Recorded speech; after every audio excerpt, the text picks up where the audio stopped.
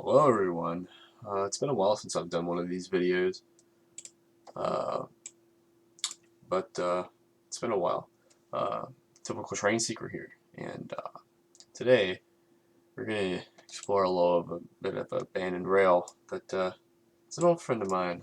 I used to rail fan on all the time, every day, up until 2015. So if most of you, uh, some people here will remember that 5 years ago, I used to film trains on the Wayne branch in between Cerrito, West Virginia, and Lavallette, West Virginia. Um, Trains would go out there every day. The coal trains would head up to the EastLynn mine or Rock Springs Development mine, and they would haul 130 cars approximate at 10 miles an hour down the stretch. It was very, very easy to crossing hop on this line. However, I did catch the last train going down this line about 5 years ago now, on July 7th. It's now been 5 years since a train has went down these rails, and a lot has changed. And the line was documented as much as I could. I documented as much as I could. Wish I could have documented more, but I think we documented quite enough, during its time. So the first crossing we're going to look at here is Airport Road. So let's go ahead and look at this now. So here's Airport Road currently. Lots and lots of overgrowth has happened, since maintenance stopped in 2017. After the rail was abandoned in July 7th, 2015, after that, I did, when I was still in West Virginia before I made the move to Tennessee in December of 2015, that same year, I would spot high railers going up the rails, checking for maintenance, because they maintained the rail up until 2017 when the major West Virginia flood came through this area and washed out parts of the rail and rail bed, and after that they just said, well, that would be too much to fix, and nobody was buying the line at the time, so they just cut maintenance. And if we look over here, they have rail banked it right there, or cut the rail. I have to get a better view because of all the overgrowth. And if you look right there, they have cut the rail completely. I have filmed at this crossing a few times. There was one time a high hood train, high hood GP3-2 locomotive number 5138. Was a MOW train, maintenance of way. I spotted it coming home from school at the Walker Branch crossing, which we will go to momentarily. So we drove all the way back here and parked over here, and I got my camera and set up, and I waited for it, and I heard it coming around the corner over there, and took a picture and whatnot. So I filmed right here, and crossing activated, went through the crossing. Then I paced it 10 miles an hour. I know, it's weird. Paced the train going 10 miles an hour down Walker's Branch Road until we reached Cerrito, portion of Cerrito. After that, we were just like, okay, let's go back and just head home. So after that, so that's one of the major things I've done at this crossing. I also filmed a Gevo along with an ex-Conrail on the back of a loaded coal train coming back from EastLynn heading to Williamson. I was on my way home from golf practice as well during that. It's kind of sad to see that this rail is no longer maintained. It's been 5 years. Just your standard cantilever setup. Lots of 12 by 20 inch lights, along with an electronic bell, Type 1. If I'm not mistaken, GS Type 1. I don't know really much of the lingo for the bells and models. Okay, so this is that crossing. Obviously, this is what it looked like in October 2015. This review was taken 3 or 4 months after the line's abandonment. As you can see, the line still looks pretty good, even though 4 months after its abandonment, no trains. Rail doesn't look terribly rusty, but it was starting to rust. And, you know, it's nature, it's what happens. And obviously, this is what it looks like today. Lots of overgrowth, especially right there as come upon the rails. So there's no exempt signs on this rail yet. No crossings have exempt signs yet. No, the crossings are gone. I had a friend that came out here recently. He said the crossings are still intact. So there's that. So we're now going to go ahead and head to the Walker's Branch crossing. So we're going to take a look at this crossing here. So here's the Walker's Branch crossing. A lot of you, for older viewers, if you're watching this, you really recognize this crossing. Well, this is October 2015 Street View. This is not new Street View, or up to date at least. Yeah, here's the rail. I would usually sit on this side of the track. I would sit right there and start filming either a train coming, mainly trains coming from this way heading toward the mine. There's a few trains I've caught, including a BNSF Jevo. Maybe a Jevo, I might be wrong. Heading away from the mine, heading back to Williamson.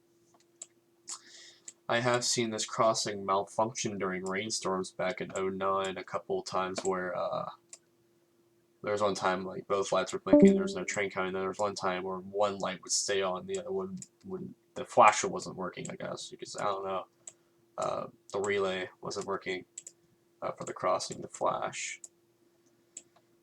Not really much of this crossing other than just a standard old 8-inch light setup. Like I said, no exempt signs yet. However, these are new. Those are new. Those were not there before. You get some really nice. You get some really nice horn action with trains coming through here. Here's some really nice horns come through here for a lot of P5, mainly a lot of P5s. I've caught a lot of ex-Conrail units on this line. Also caught the 6920 while it still had its RS5T in 2014. It's one of my first videos. Actually, no, it is my first video on this channel. It's very low quality, and obviously I was still a squeaker then, so so that was my first heritage unit capture, and it just happened to be on this line. So, alright, so nothing much about this crossing. So we're now going to go head to the West Virginia Route 75 crossing. Before I do, since I don't live in this house anymore, I guess I'll go ahead and just say where I was before. So people have always asked me, how do you catch trains on this line? How do you know when they're coming? Because I was the only one who documented this line as a rail fan. Well, I lived right here. And this is how close I was to the rail. I was extremely close. I was so close I could hear the wheels squeak and go up against the curve. And how it worked is when I heard a train coming from this crossing, I could hear a train coming all the way from Airport Road. I would usually go to that, I would book it to that crossing, or I'd go to this crossing, depends where the train was going. So I thought I'd just share that, since I don't live there anymore. Here we are at the Route 75 crossing, so I'll go ahead and put a person there. Here it is, overgrowth as well. Can't really see the rails on this side. Very sad. Can't really see much of the rails anymore. Kind of sad how the maintenance has just declined now on this rail. Apparently there's portions of the rail where you can't see it. It's overgrown. Portions of the rail are washed out, like I said, due to that flood. Many, like I said, if some of your old viewers are here, you would honestly recognize this as well. I would film right there. And this is where I caught the 6920. I caught it at this crossing. For some weird reason, even though the line was abandoned, in about 2016, 2017, they repainted these lights. I don't know why, but when I left in 2015, these lights were, they looked horrible. When I came back in 2016, 2017, they were repainted. And I was like, well, the line's abandoned. Why would you repaint them? So there's that. I filmed quite a bit here, mainly train. I filmed here, filmed trains coming from this way, actually all the time. I wish I could have gotten a train coming from this way. I was about to at one point, but unfortunately did not happen. And then if we just go right down the road here, so it's just, like I said, it's a standard cantilever setup, just with 8-inch lights. I don't know what brand they are, so there's what the line looks like now. So, fun fact, in 2012, a derailment happened right at that curve right there, and I'll show you in just a second. And a train was stopped here for about 3 days, and I actually do remember that derailment happening. Heck, I actually, that night that it happened, I heard that train that night that was leading that later derailed train. I actually heard it that night, going up the rail. There's one on the rail right there. Doesn't look too bad. If we go up here, you might recognize this crossing. I filmed at this crossing too, only a couple of times. Trains going that way, including a ex-Conrail unit. This is where the derailment happened.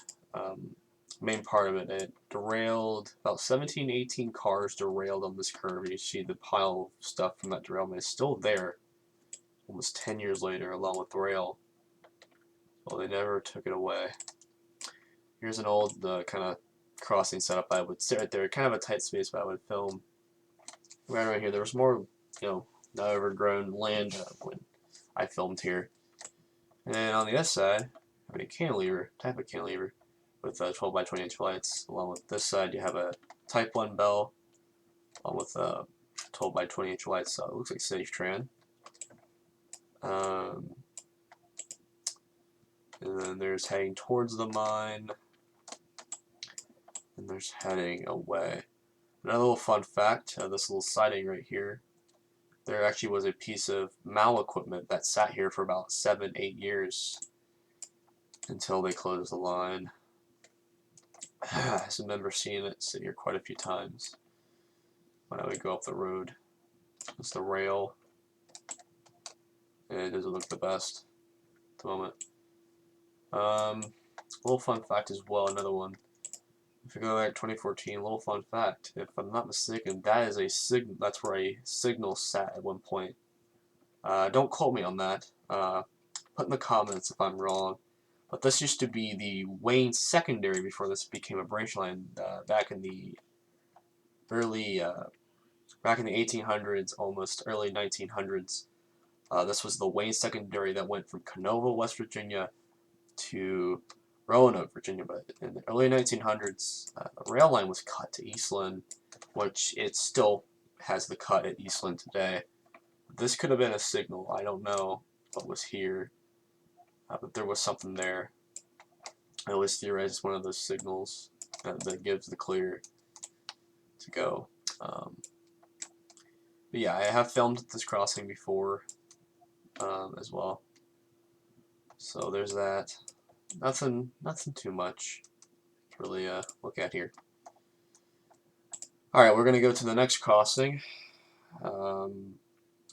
which is also on Route 75. Just go down the road right here. I go on Maple Lane. This was the farthest, this was the most eastern crossing I filmed at. This crossing used to have 8-inch lights back in up until 2009, if I can remember. I have filmed a Kansas City Southern trailing along with a Union Pacific leading right here. I think back in 2014, maybe 2015. No bell, 12 by 20 inch lights, just a simple setup for a crossing.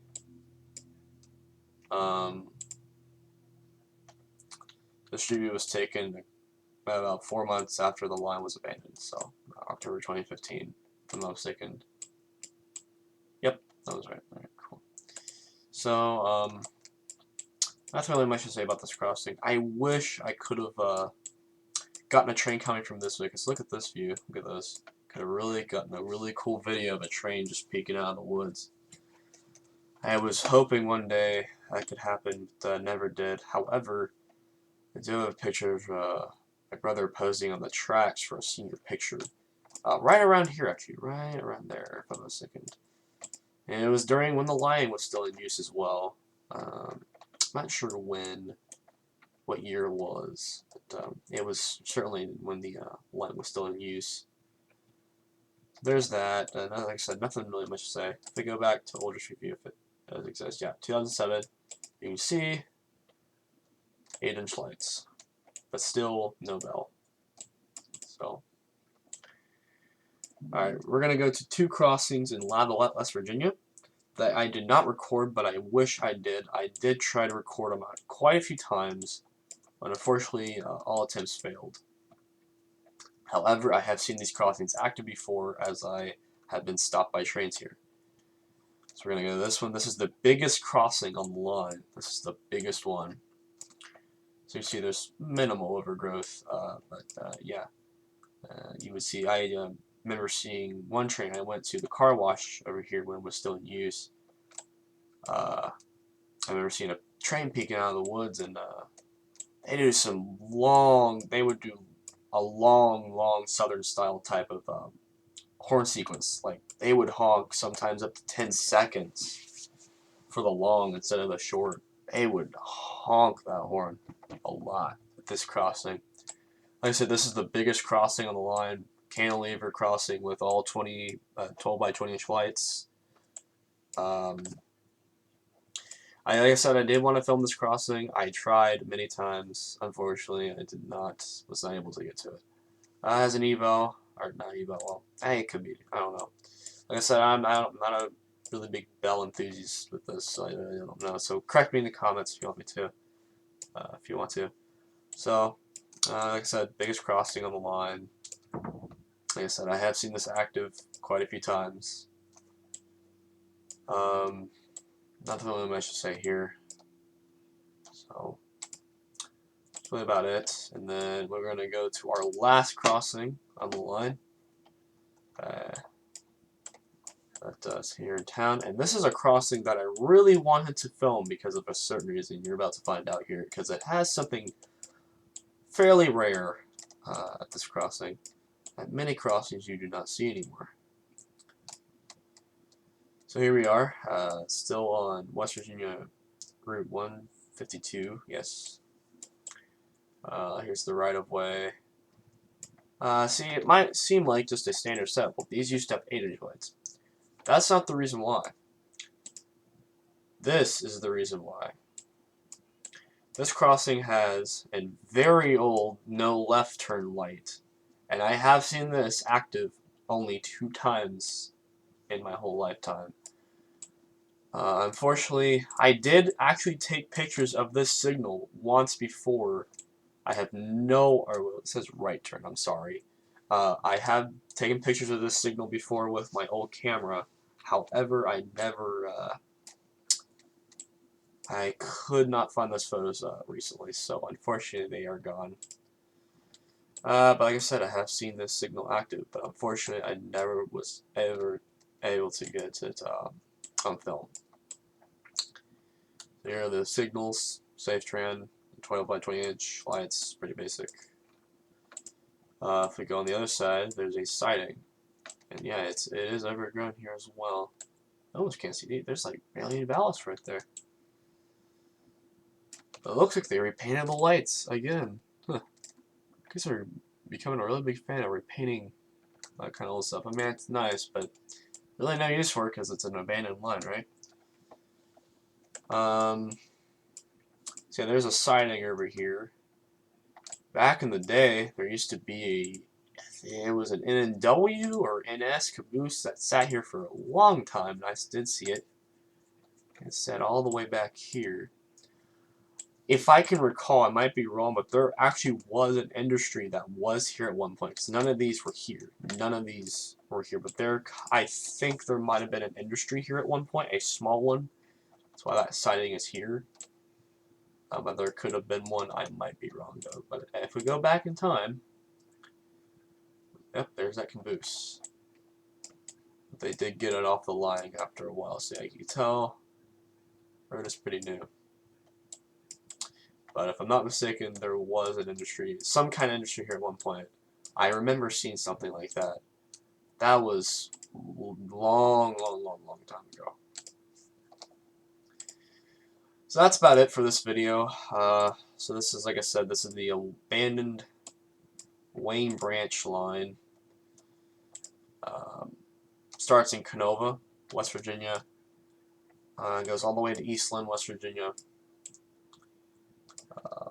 Has not been used in 5 years, and is now neglecting maintenance. So when this whole COVID pandemic is over, because I'm taking this video while the COVID pandemic's going on, once that, hopefully when the COVID pandemic is over and I get time to go back to West Virginia, visit West Virginia and go visit family, I do plan to come down and document all of these crossings in person, and take some photos, do some videos, documentation, you know, the whole shebang, whole package.